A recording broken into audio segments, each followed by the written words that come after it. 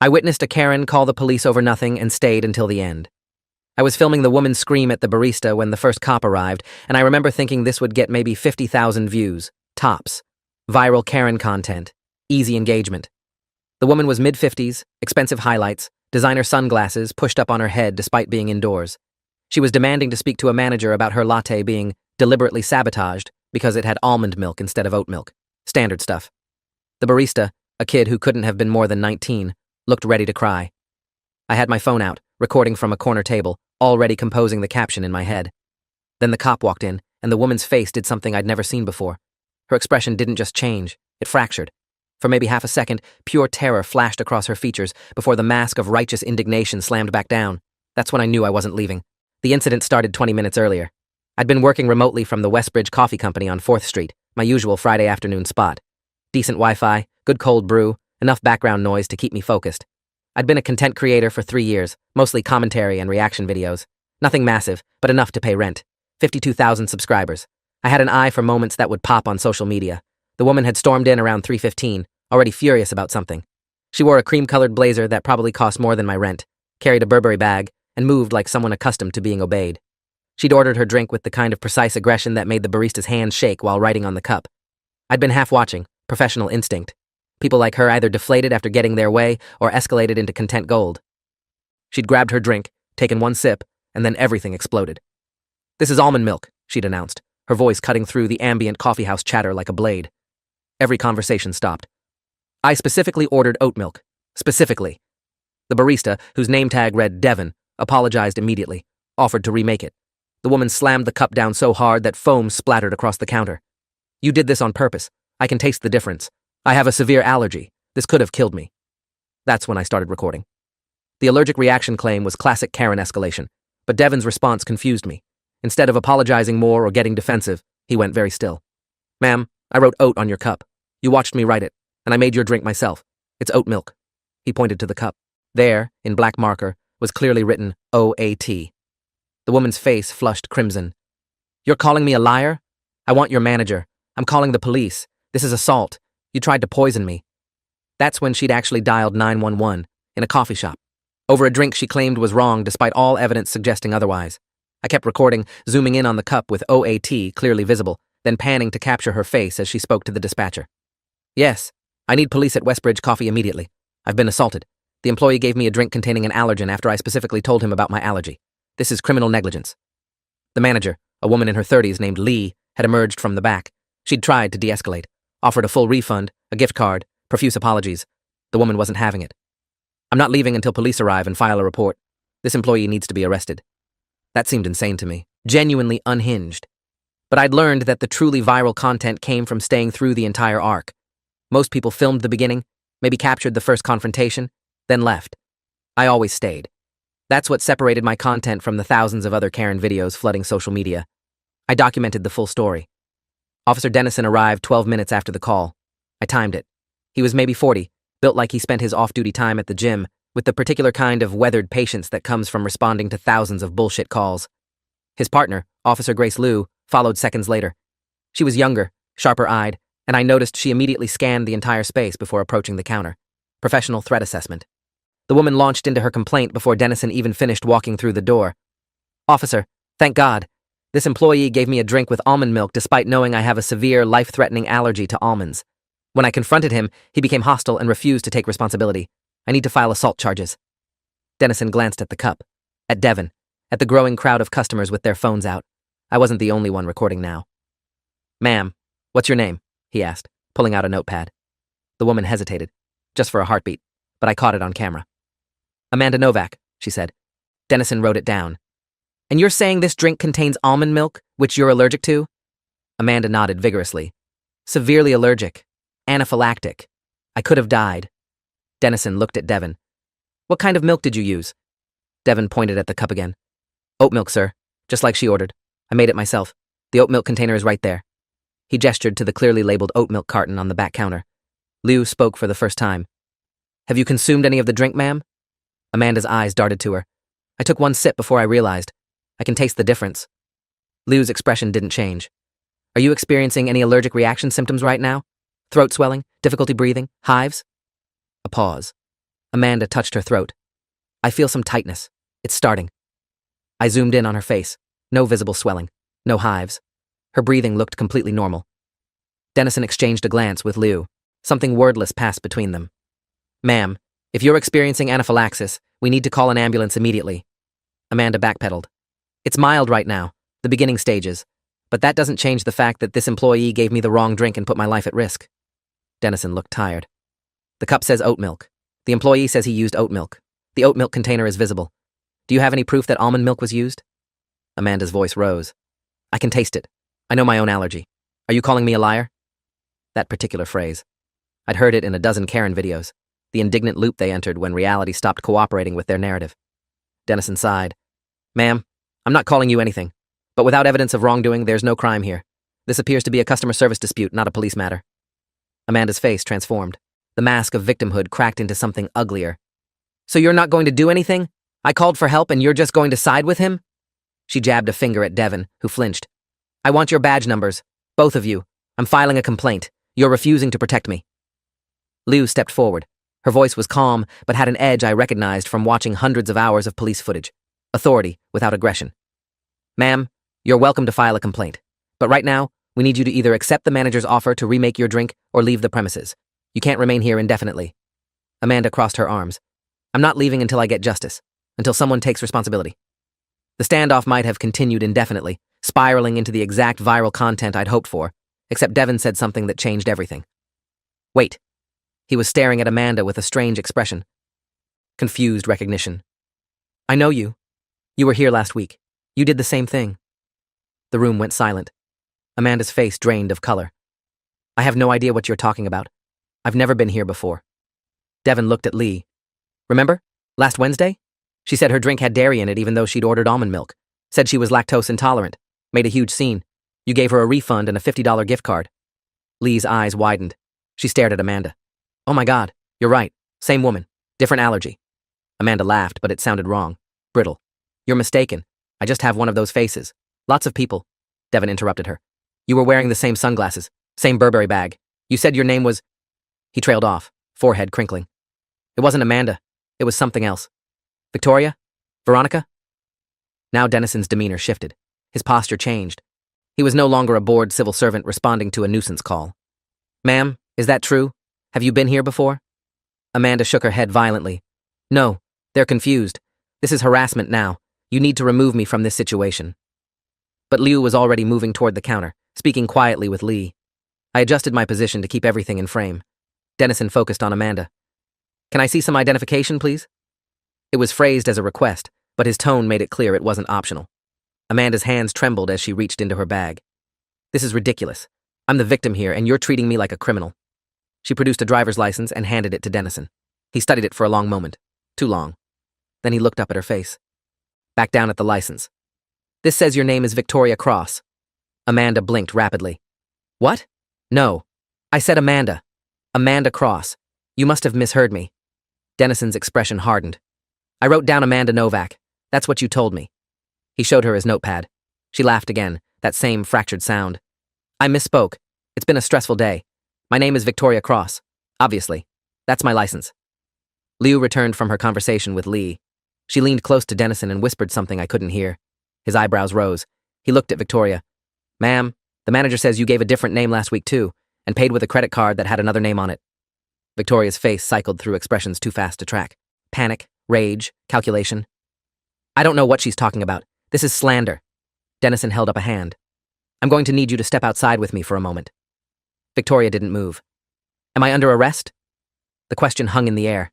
Dennison's response was careful. No, but I need to verify some information. You can either cooperate voluntarily, or I can detain you for further investigation. The threat was implicit. Victoria grabbed her bag.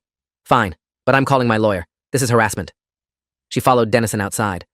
Liu remained inside, now speaking with Lee at length. I kept recording, but my mind was racing. This had stopped being a Karen video the moment Devon recognized her. This was something else, something bigger. I should have left, should have been satisfied with the footage I had.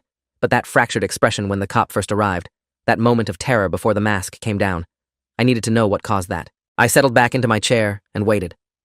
Outside, through the large front windows, I could see Dennison talking with Victoria next to his patrol car. She was gesturing emphatically. He was speaking into his radio.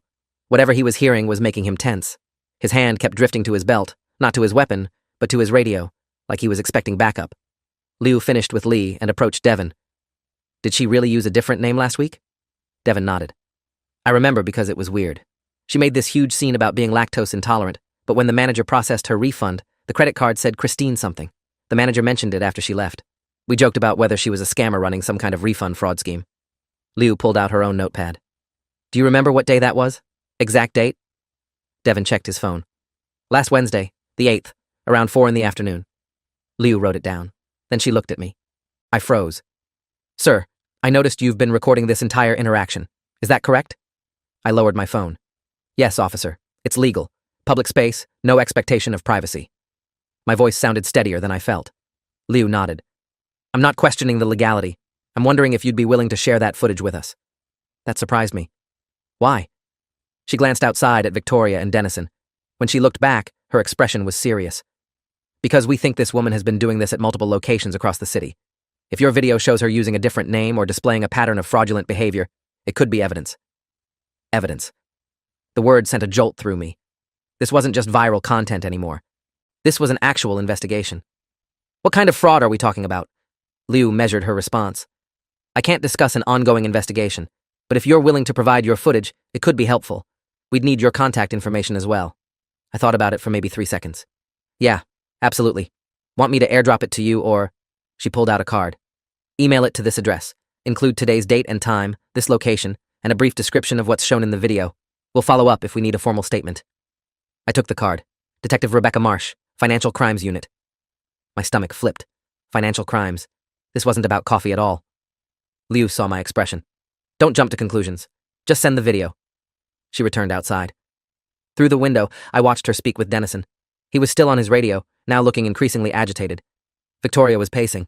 Her earlier aggressive confidence had evaporated. She looked cornered. A second patrol car pulled up. 2 more officers emerged. One was older, maybe 50, with sergeant stripes on his uniform. The other was younger, stockier. They conferred with Dennison and Liu, while Victoria stood apart, arms wrapped around herself. The sergeant approached Victoria. I couldn't hear the conversation, but I could read body language. She was shaking her head, denying something. The sergeant's posture was rigid, official. Then he said something that made Victoria's knees buckle. She caught herself on the patrol car. The sergeant gestured to one of the other officers, who moved to Victoria's side, not touching her, not restraining her, but definitely preventing her from leaving. Inside the coffee shop, the other customers were starting to disperse. The show was apparently over, but I stayed. Lee approached my table. Are you okay? I know that got intense. I looked up at her. What did she pay with last week? You said a credit card with a different name? Lee bit her lip. I shouldn't talk about customer payment information. I gestured to the scene outside. I think we're past customer privacy concerns. She sighed. Christine Reeves. That was the name on the card. And when I asked about it, she said it was her business card, for her consulting company. But the way she said it? Lee trailed off. It felt rehearsed, like she'd explained it before.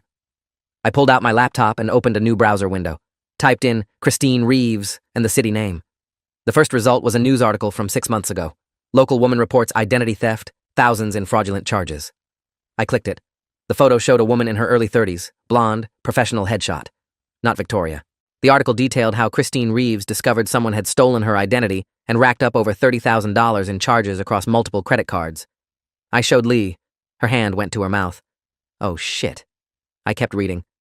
The article mentioned that police were investigating but had no leads. The fraud had been sophisticated, involving multiple fake IDs and a complex network of purchases. I searched Victoria Cross identity theft and got nothing relevant.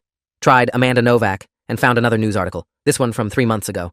Amanda Novak, a real estate agent from the northern suburbs, had reported her credit cards stolen, fraudulent charges at restaurants, coffee shops, and boutique stores. No arrests. I felt cold. This wasn't just a Karen making scenes for refunds.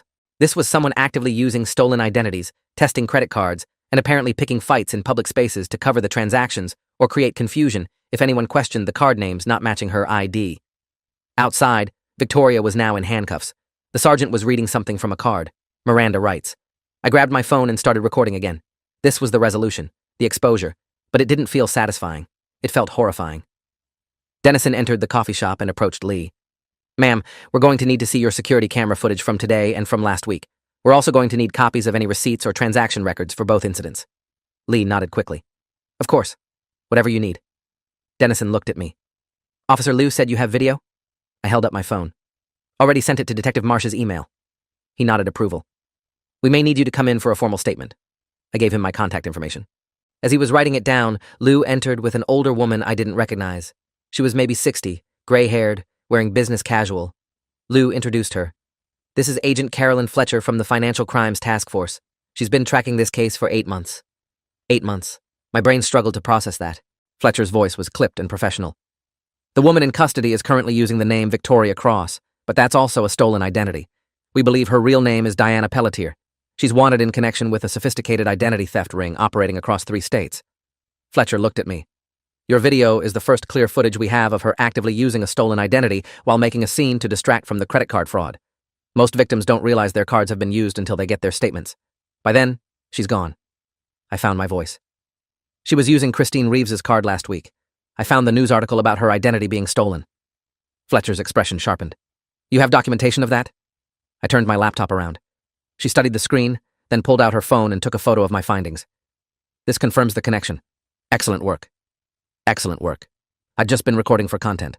Now I was apparently part of a multi-state investigation. The absurdity of it hit me. I started laughing. Couldn't stop. Everyone stared. Sorry, I managed. Sorry, it's just, I thought this was going to be a viral Karen video, easy content, and instead I stumbled into actual police work. Fletcher's expression softened slightly.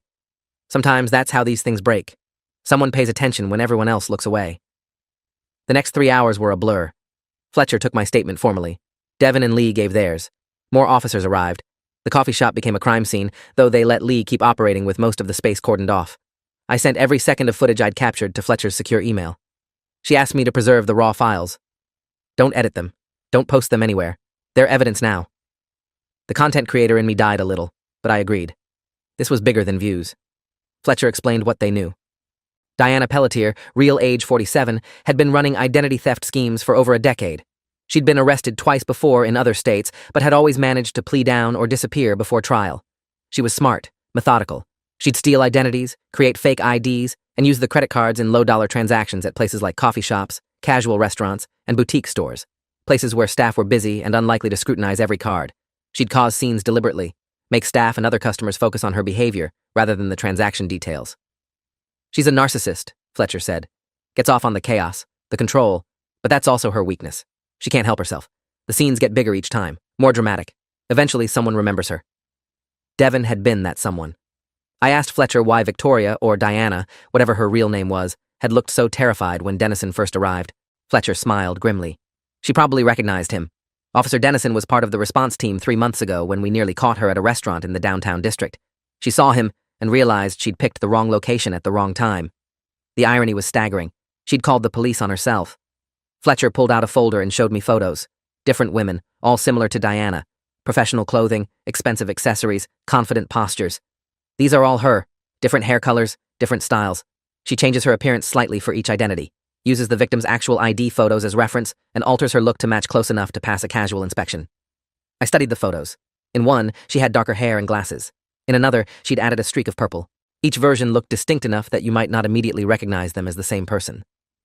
How much has she stolen? Fletcher's expression darkened. We've tracked at least $200,000 across 43 known victims. The real number is probably higher. Many victims don't report smaller fraudulent charges. They just eat the loss and move on. $200,000. 43 people. I thought about Christine Reeves and Amanda Novak, their lives disrupted by someone else wearing their identity like a costume. What happens now? Fletcher closed the folder. She'll be processed, arraigned, and held without bail given her flight risk. We'll build the case using evidence we've gathered, including your footage. With multiple jurisdictions involved and the interstate angle, she's looking at federal charges. Wire fraud, identity theft, credit card fraud. She'll spend years in prison. That should have felt like victory. Justice served. But I just felt tired. Fletcher must have seen it on my face. I know this isn't what you expected when you started recording today, but you did something important. You stayed. You paid attention. You documented everything clearly. That matters more than you know. She handed me her card. If you remember anything else, any detail, no matter how small, contact me directly. And thank you. I left the coffee shop around 6:30. Outside, the second patrol car was gone, taking Diana with it. Dennison and Liu were still present, coordinating with Fletcher. The sergeant was interviewing another customer who'd been present during the initial confrontation. Everything felt surreal. I walked to my car, climbed in, and just sat there for a long time. My phone buzzed. Text from my girlfriend, asking if I wanted dinner. Normal life, continuing while I'd just witnessed someone's entire criminal enterprise collapse. I drove home on autopilot, kept thinking about Diana's face in those first seconds. The terror, the knowledge that it was over. I wondered if she'd known it was over the moment Dennison walked through the door, or if she'd still believed she could talk her way out right up until the handcuffs went on. That night, I couldn't sleep. I kept reviewing the footage on my phone, even though I'd been told not to edit or post it. Watching Diana's performance, because that's what it had been. A performance. Every gesture calculated, every word designed to manipulate. The allergic reaction claim, the righteous indignation, the threat to call corporate. She'd probably used those exact tactics hundreds of times, and it had worked, until it hadn't, until Devin remembered her, until random chance put her in front of a cop who'd seen her before, until I decided to stay instead of leaving after getting my viral content. I thought about all the times I'd filmed Karen videos before, posted them, laughed about them with my audience. Most of those women were probably just entitled assholes having bad days. But what if some weren't? What if I'd missed other stories like this because I hadn't stayed? The thought kept me up until dawn. 3 days later, Fletcher called me. We've identified 7 more victims whose cards Diana used at that coffee shop specifically. Your footage helped us narrow the time frame and cross-reference transactions. We're reaching out to all of them now. 7 more people, just at one location. I asked if I could share any of this with my audience. Fletcher considered it. The arrest is public record. The charges will be public once she's arraigned. You can share those basic facts.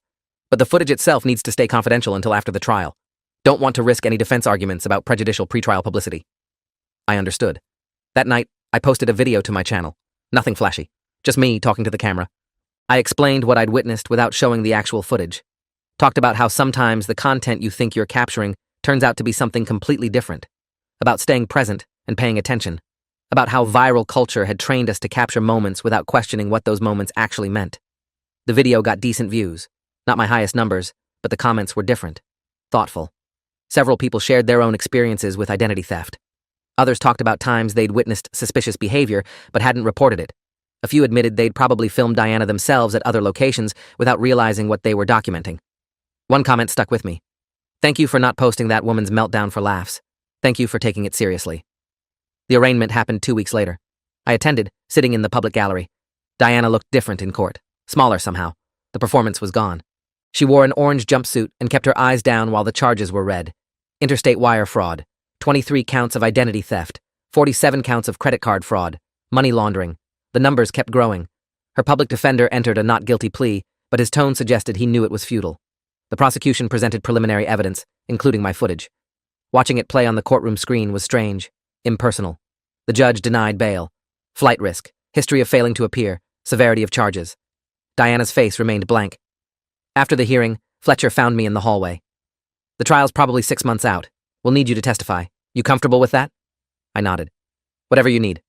She smiled. You're good people. Stay that way. I went back to creating content, but everything felt different. I was more selective about what I filmed and why. Started asking myself whether I was documenting something important or just exploiting someone's worst moment for views. 4 months after the arrest, I got a call from Christine Reeves. Fletcher had given her my contact information with my permission. She wanted to thank me. We met at a different coffee shop, ironically. She was exactly like her photo from the news article. Professional, composed, but I could see the exhaustion behind her eyes. I knew my identity had been stolen, she said. I'd been fighting the credit card companies for months, trying to prove I hadn't made those charges. But they kept saying I must have lost my card or given someone permission, like I was the problem. She stirred her coffee. When the police finally caught her with my card at that coffee shop, when they had actual video of someone else using it, everything changed. The credit companies immediately reversed all the charges. Apologized. It shouldn't take that. It shouldn't require police video to believe victims. But at least now it's over. I didn't know what to say. I'm sorry you went through that. Christine shook her head. Don't be sorry. Be proud. You paid attention when it mattered. You stayed when most people would have left. That's rare. We talked for an hour. She told me about the nightmare of identity theft, the calls from creditors, the destroyed credit score, the constant anxiety that your name was out there being used by someone else. It violates you, she said quietly. Not physically, but it's still a violation. Someone wearing your identity, spending your money, damaging your reputation, and you're powerless to stop it until they're caught. I asked if she'd been able to rebuild. She nodded. It takes time, but yes, having the thief actually arrested helps, gives closure. Most identity theft victims never get that. Before we parted, she hugged me. Thank you for giving me that closure. I drove home feeling something I hadn't felt in months. Purpose. Like maybe content creation didn't have to be shallow. Maybe documentation could matter. Maybe bearing witness was its own form of activism. The trial date got pushed back twice. Legal maneuvering, motions and countermotions. But finally, 8 months after that Friday afternoon at Westbridge Coffee, I found myself in a courtroom again, this time as a witness. The prosecution walked me through my footage frame by frame, asked me to explain what I'd observed, why I'd kept recording, what made me suspicious. I answered honestly, described Diana's fractured expression, Devon's recognition, the way her story kept changing. The defense attorney tried to discredit me, suggested I'd been biased against her from the start, that I was a content creator looking for viral moments and had exaggerated the situation. I stayed calm. I was definitely looking for content, I admitted. That's why I started recording. But I kept recording because something felt wrong, because the pieces didn't fit. I documented what I saw. The footage speaks for itself. They played my video for the jury, all 26 minutes of it. I watched their faces, saw the moment they understood, the moment Diana's mask cracked on screen and they realized they were watching something darker than a customer service dispute. Devon testified. Lee testified. Fletcher testified, walking the jury through the evidence trail. The fake IDs, the stolen credit card numbers, the pattern across 3 states. Other victims testified too. Amanda Novak, the real one, described learning her identity had been stolen. I got a call from my credit card company about suspicious activity at a restaurant I'd never been to. When I said it wasn't me, they accused me of lying, said they had surveillance footage of me using the card. Except it wasn't me. It was her. She pointed at Diana. Someone I'd never seen before wearing my name. The jury deliberated for 3 hours, guilty on all counts. Diana's face remained blank. The judge scheduled sentencing for 3 weeks later. When that day came, Fletcher called me. You should be here. You were part of this. The courtroom was packed. All the victims who could attend were present. The judge listened to impact statements. Christine Reeves spoke. Amanda Novak spoke. Others I didn't know. Each describing the violation, the fear, the lasting impact of having someone steal your identity. Then the judge spoke. Ms. Pelletier, you engaged in a calculated, sophisticated pattern of identity theft spanning years and affecting dozens of innocent people. You showed no remorse. You treated people's lives as disposable tools for your enrichment. The court finds that you pose a significant danger to society and that a substantial sentence is warranted to reflect the severity of your crimes and to deter others from engaging in similar conduct. 15 years. Federal prison. Minimum security, but still 15 years. Restitution ordered to all victims. Permanent criminal record. Diana's face finally showed emotion. Rage. She turned and looked directly at me. The hatred in her eyes was pure, like I'd personally destroyed her life by simply recording what she'd done to herself. Her attorney had to physically restrain her from speaking. The judge adjourned.